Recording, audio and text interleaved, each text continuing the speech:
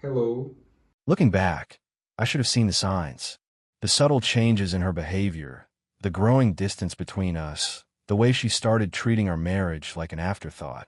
Hindsight is crystal clear, but in the moment, I was too busy building our life to notice it crumbling at the edges. Maybe if I'd paid more attention, asked more questions, challenged her more often, things would have turned out differently. But I trusted her. That was my first mistake. My name is Robert Payne. I'm 45 years old, and until 6 months ago, I thought I had the perfect life. I own a successful construction company in Phoenix that I built from the ground up over 20 years. Hard work, integrity, and determination. Those are the values that got me where I am today. I've always been the steady type, the reliable guy who shows up early and leaves late, the one who plans for the future and keeps his promises. Stephanie and I have been married for 15 years. We met at a charity event where her marketing firm was handling PR. She was vibrant, captivating, the center of attention in any room she entered. I was immediately drawn to her confidence, her laugh, the way she could charm anyone with just a few words. When we got married, we settled into a rhythm that seemed perfect. I focused on growing my business while she floated between jobs in marketing and event planning, never quite settling on a career, but always surrounded by her circle of high society friends. Our twin daughters, Emma and Olivia, were away at summer camp when everything fell apart. The house felt empty without their energy filling every corner, but I figured it was a good opportunity for Stephanie and me to reconnect. We've been like ships passing in the night lately. Me with my expanding business, her with her endless social obligations and sporadic work projects. We should take a vacation, Stephanie announced one evening as I reviewed blueprints at the kitchen table. She was dressed for another one of her social gatherings, her blonde hair perfectly styled, her designer dress probably costing more than what most of my employees made in a week. I looked up, surprised by the suggestion. Stephanie usually planned girls' trips to spas or shopping destinations in New York or LA. She rarely suggested we travel together anymore. Just the two of us. I asked, trying not to sound too eager. Of course, she replied with that smile that always made me say yes, even when my gut told me otherwise. I think we need it, don't you? Time to reconnect, away from all this. She gestured vaguely around our custom-built home in Scottsdale's most exclusive neighborhood. Sounds great, I said, realizing how much I wanted this. What were you thinking? Leave it to me, she said, waving her hand dismissively. I know exactly what we need. I'll handle everything. And I let her. Why wouldn't I? Stephanie had always been the social director in our relationship. I was content to focus on my business and let her manage our social calendar. It was easier that way, or so I thought. The weeks leading up to the trip were a flurry of Stephanie's frantic planning, late-night calls, hushed conversations that ended abruptly when I entered the room, shopping trips for new clothes and accessories. Her excitement seemed excessive even for her, but I chalked it up to her natural enthusiasm. I was looking forward to quality time together, a chance to rekindle the connection that had been fading for longer than I cared to admit.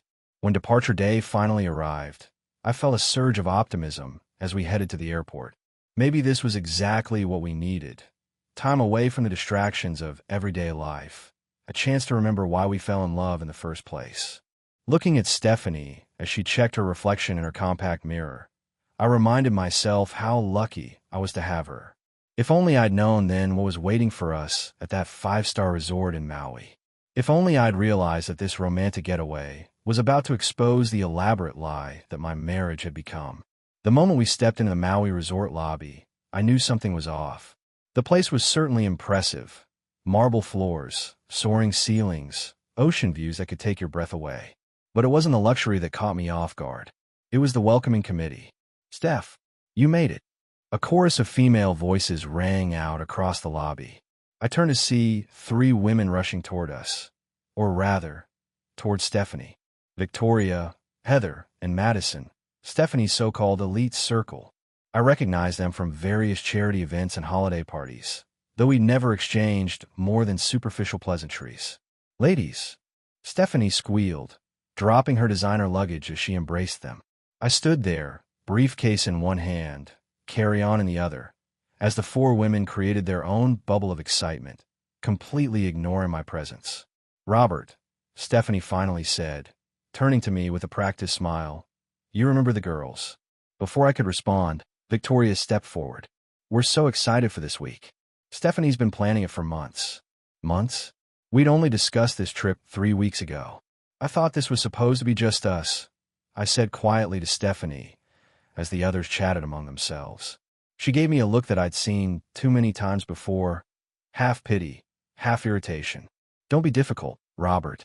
The girls and I have our annual retreat, and it just happened to align with our dates. It'll be fun. As we checked in, I discovered this wasn't just a coincidence. Stephanie had booked a 2-bedroom suite for herself and Victoria, while Madison and Heather shared another. I was given a standard room on a completely different floor. You don't mind, do you? Stephanie said, not really asking. You know how Victoria and I stay up talking. You'd just be bored. Plus, you snore. I wanted to argue, to remind her this was supposed to be our time together, but years of keeping the peace made me swallow my objections. At dinner that night, I tried to join their conversation about mutual friends and upcoming social events, but every attempt was met with blank stares or quick subject changes. Robert, Madison said during a rare lull, we're planning a sunset cruise tomorrow for just us girls. You understand, right? Some things are just better without husband around. They all laughed as if she'd said something hilarious, Stephanie loudest of all. Sure, I replied, my jaw tight. I've got some business calls anyway. The truth hit me like a sledgehammer. I wasn't just on vacation with my wife and her friends. I had been effectively banned from my own vacation. I barely slept that night. My mind raced with questions, each one feeding my growing anger. By dawn, I'd made a decision. I wouldn't play the fool any longer. At 6 a.m., I went for a 5-mile run along the beach, letting the physical exertion clear my head. Back at the resort, I showered and headed to the business center. In 30 minutes, I'd accessed our joint accounts and started digging. What I found made my blood run cold. Stephanie had booked all 4 rooms on my credit card, nearly $15,000 for the week. There were also charges for spa packages, private cabanas, and a sunset cruise, all on my dime. I'd built my construction company by being decisive. When a project went south, I didn't waste time with excuses. I took action. It was time to apply that principle to my marriage. First, I contacted my bank and credit card companies. I'm reporting unauthorized charges, I told them calmly. I need all accounts frozen immediately. Next, I called my lawyer, Frank, an old friend who'd handled my company's legal matters for years. I need divorce papers drawn up, I said without preamble. And I need advice on protecting my assets. Frank didn't sound surprised. I've been wondering when this call would come, he replied. I'll have something for you by tomorrow. Afterward, I checked out of the resort, not bothering to leave Stephanie a note. Let her wonder. Let her panic when the cards were declined. Let her feel a fraction of the humiliation I'd experienced. As I waited for my taxi, the resort manager approached. Mr. Payne, is everything all right with your stay? Everything's fine with my stay, I replied. It's my marriage that's the problem. By the way, there are 4 women here who will be looking for alternative payment methods very soon. Just a heads up. The drive to the airport gave me time to think. 15 years of marriage. And for what? To be treated like an ATM? To be excluded from my own vacation? The more I thought about it, the more I realized this wasn't an isolated incident. It was just the most blatant example of the disrespect that had been building for years. By the time I boarded my flight back to Phoenix, my course was set. Robert Payne didn't beg for scraps of attention. I deserved better, and I was going to make sure I got it. 3 hours after landing in Phoenix, I walked into our house feeling like a different man. The silent rooms gave me space to think, to plan my next moves methodically. First, I called a locksmith and had all the locks changed. Next, I contacted my personal banker and opened new accounts in my name only. By evening, I'd moved substantial funds from our joint accounts, leaving enough to avoid legal complications, but ensuring Stephanie couldn't drain our resources.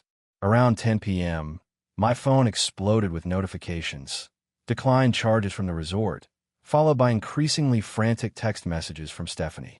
Robert, there's an issue with the cards. Robert, this is embarrassing. Call me immediately. Robert, what have you done?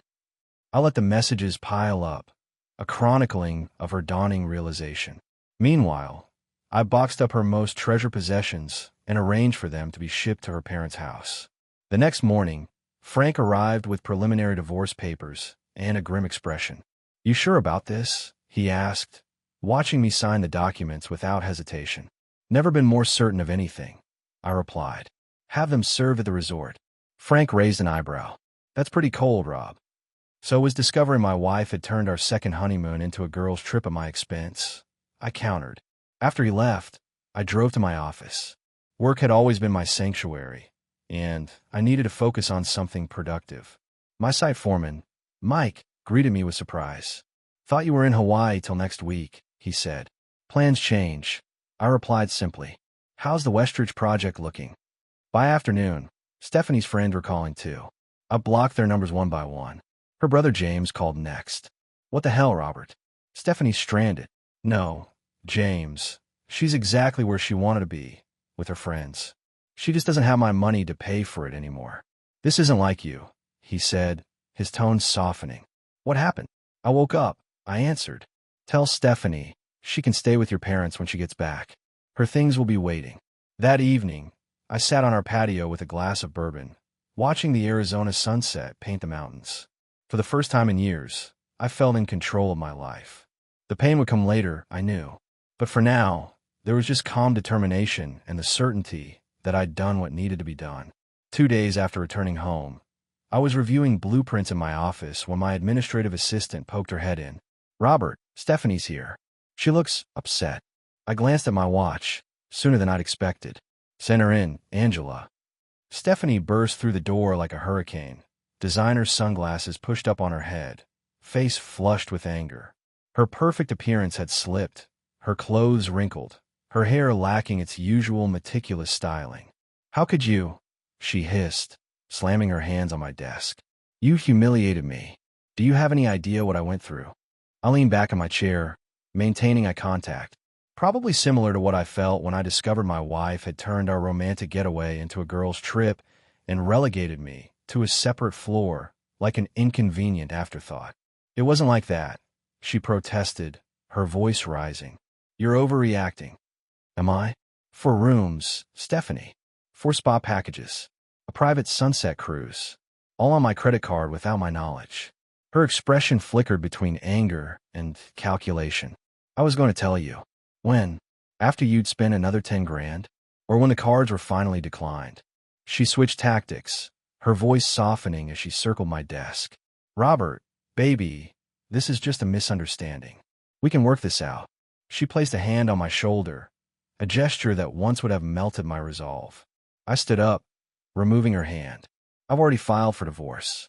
Your copies are on the kitchen counter at home, though I guess it's not your home anymore." Her facade crumbled. "You changed the locks? Where am I supposed to go?" "Your parents seemed eager to take you in when I called to explain why I was shipping your things there." Stephanie's expression hardened.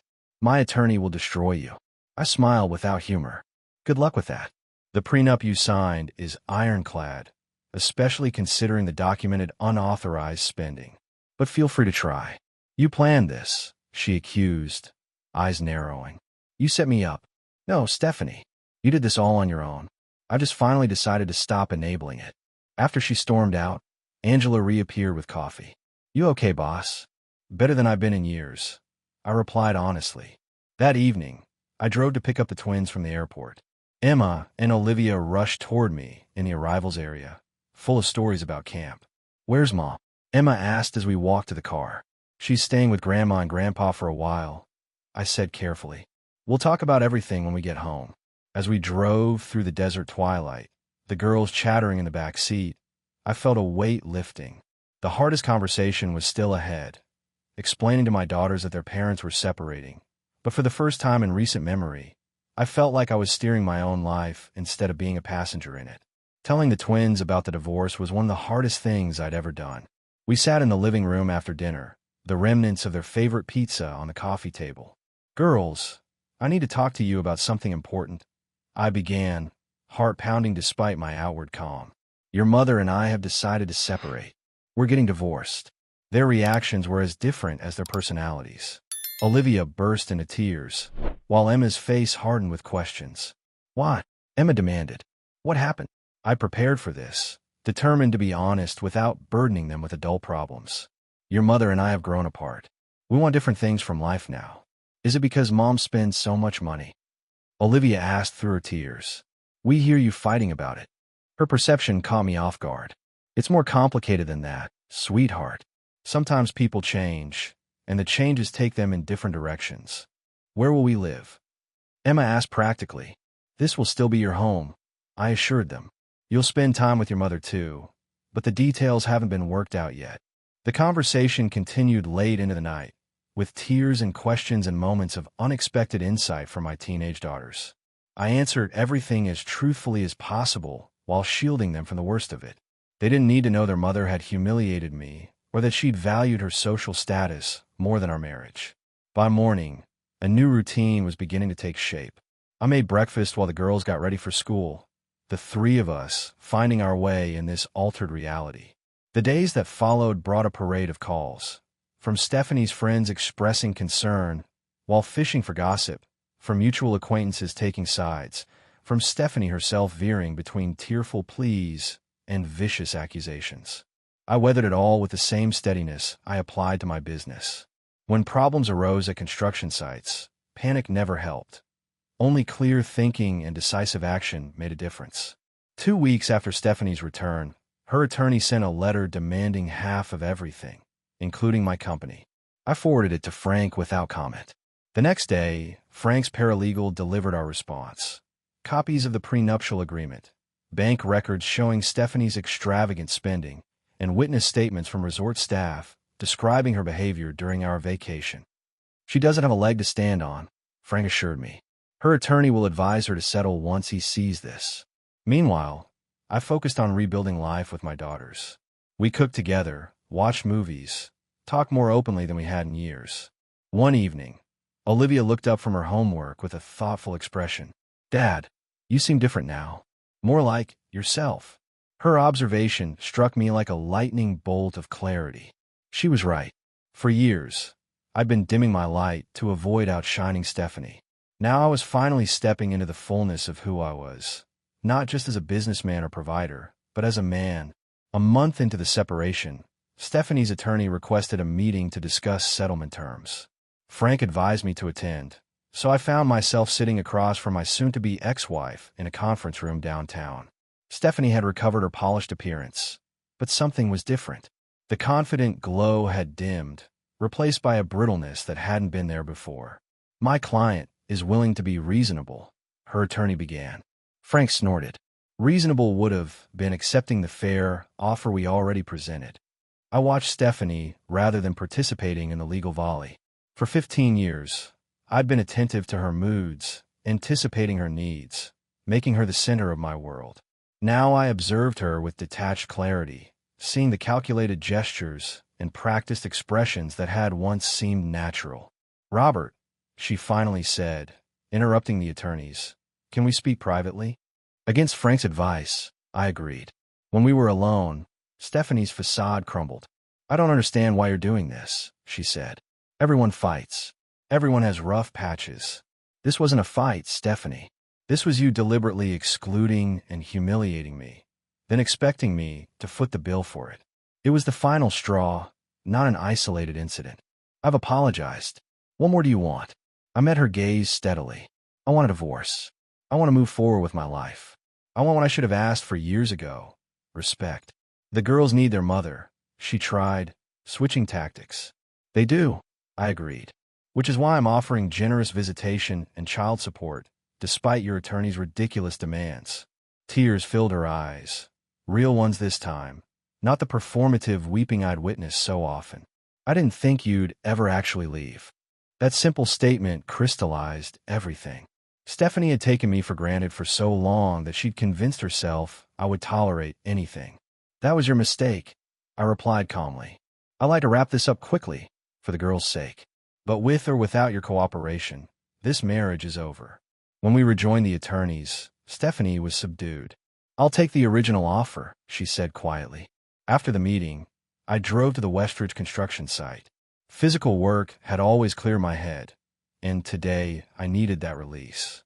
I stripped off my suit jacket and tie, rolled up my sleeves, and helped the crew set support beams for the next 3 hours. Mike raised an eyebrow, but didn't comment. He'd seen me do this before during tough times. The crew respected that I wasn't afraid to get my hands dirty alongside them. By sunset, sweaty and exhausted, I felt centered again. Challenges remained. Finalizing the divorce, helping the twins adjust, rebuilding my personal life. But for the first time in years, I was facing them on my terms with my integrity intact. As I drove home, I realized something remarkable. I hadn't thought about Stephanie's opinion of my actions once all day. Her approval, which had once been my constant concern, no longer mattered. I answered only to myself, my children, and the man I saw in the mirror. That was freedom. 2 months after filing for divorce, the papers were finalized. I signed them in Frank's office on a Tuesday morning, feeling neither triumph nor regret, just a quiet certainty that I'd made the right decision. "What now?" Frank asked as we shook hands. "Now I focus on the girls and the business," I replied. "Everything else can wait." That weekend, I took Emma and Olivia camping in the mountains, something we hadn't done since they were small. Stephanie had always hated outdoor activities, claiming they were uncivilized.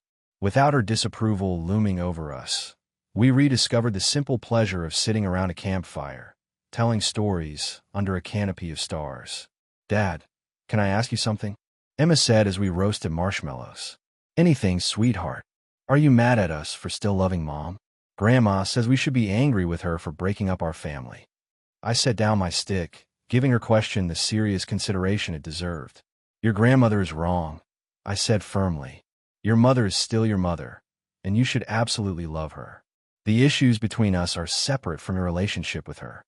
Olivia, who had been quiet all evening, finally spoke up. "Mom says she wants to get back together. She says you're just going through a midlife crisis." A year ago, that comment might have made me defensive. Now I just smiled. "I'm not having a crisis. I'm finally being honest about what I want from life and what I deserve from relationships. That's growth, not crisis." The girls seemed to accept this, moving on to debates about whose marshmallow was more perfectly roasted. I watched them, these amazing young women I'd helped create, and felt a surge of purpose stronger than any I'd known before.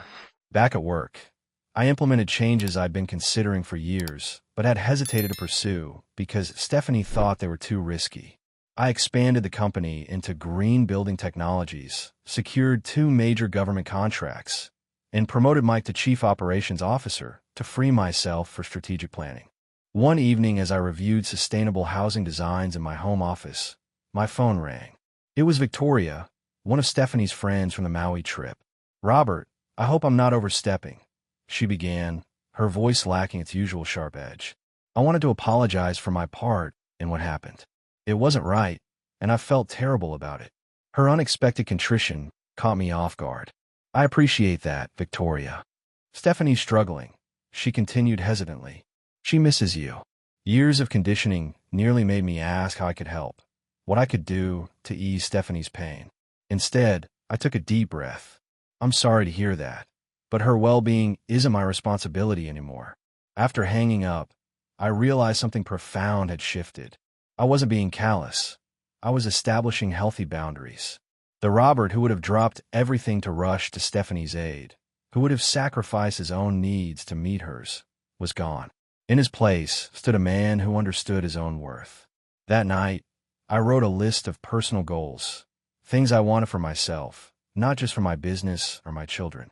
It was the first time in decades I prioritized my own desires, and it felt like rediscovering a part of myself that had been dormant for far too long. 6 months after the divorce, I stood in the backyard watching Emma and Olivia set up decorations for our annual Labor Day barbecue. For years, this had been Stephanie's event, a carefully orchestrated display of social status with catered food and hired staff. Now it was just us, some close friends, and simple food cooked on the grill. "Dad, is it weird that we invited Mom?" Olivia asked, hanging paper lanterns from tree branches. "Not weird at all," I assured her. "She's still your mother." The truth was more complicated. Having Stephanie here would be uncomfortable, but I refused to put my daughters in the middle of adult conflicts. They needed to maintain their relationship with both parents, and I wouldn't stand in the way of that. When Stephanie arrived, she paused at the gate, taking in the casual atmosphere, so different from her elaborately staged gatherings. Something in her expression shifted from dismissive to thoughtful as she watched the twins running around barefoot, laughing with genuine joy. "Robert," she said, approaching me at the grill. "This is nice." "Thanks," I replied simply, flipping burgers. The girls did most of the work. We managed a civil conversation, the first we'd had since the divorce. As I handed her a plate, our fingers brushed briefly.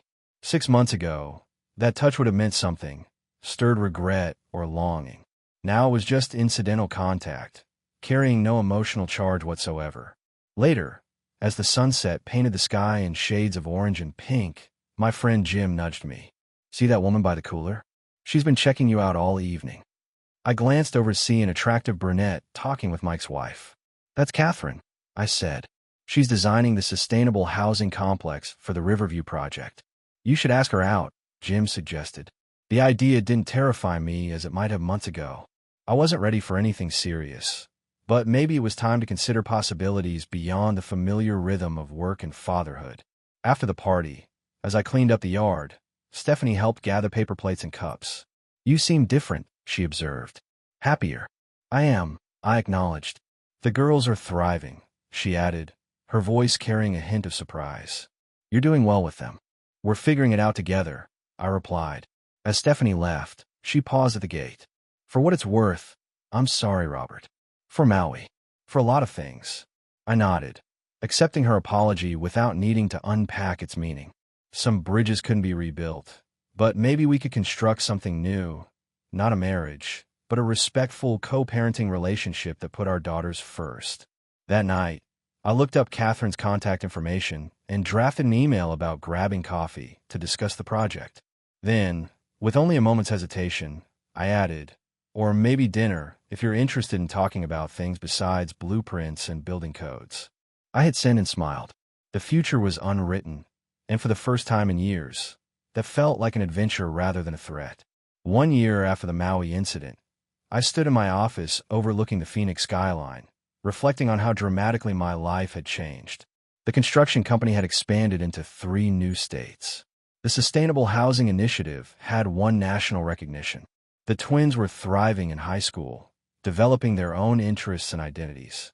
And I had rediscovered parts of myself that had been dormant for years. My love of mountain biking, my interest in architecture beyond the practical aspects, my enjoyment of quiet evenings with a good book instead of obligatory social events. "Mr. Payne, your 4 o'clock is here," Angela announced over the intercom. I straightened my tie and headed to the conference room. As I presented our proposal for the Veterans Housing Project, I noticed Catherine watching me with quiet admiration. 6 months into our relationship, we were taking things slowly, both of us cautious after previous disappointments, both committed to building something genuine.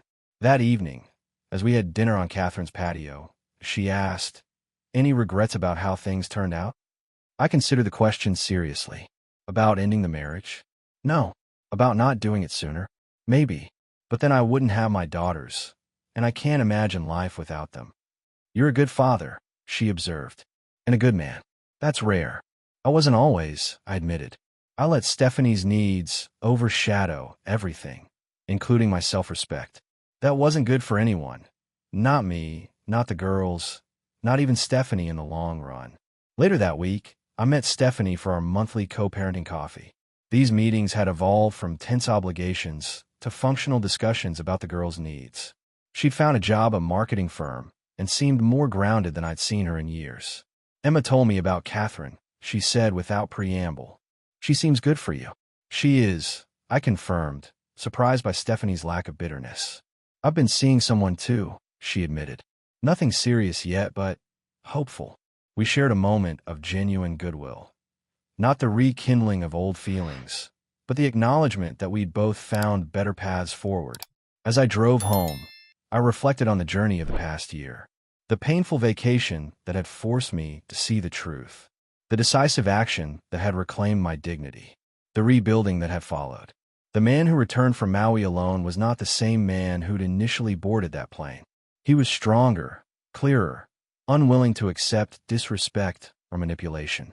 He'd learned what many men never do, that true strength lies not in endurance of mistreatment, but in the courage to walk away from it. My phone buzzed with a text from Catherine. Still on for hiking this weekend? I smiled as I typed my response. Wouldn't miss it. Life wasn't perfect, but it was authentic. I had built a new future on my own terms, one based on mutual respect, honest communication, and the quiet confidence that comes from knowing your own worth. And that was worth more than all the luxury vacations in the world. Bye.